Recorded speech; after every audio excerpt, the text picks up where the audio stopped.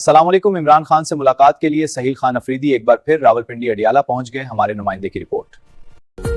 इस वक्त आप देख सकते हैं सहील अफरीदी आज एक बार फिर से अडियाला जेल इमरान खान से मिलने के लिए पहुंच चुके हैं। सख्त सिक्योरिटी में आप देख सकते हैं पहुंचे हैं और आज देखना होगा कि उनको मुलाकात की इजाज़त दी जाती है या नहीं। सामने पुलिस की भारी नफरी मौजूद है और ये अडियाला जेल के बाहर जो गाड़ी है वो पहुंच चुकी है। सहील अफरीदी की इस गाड़ी में वो सवार है।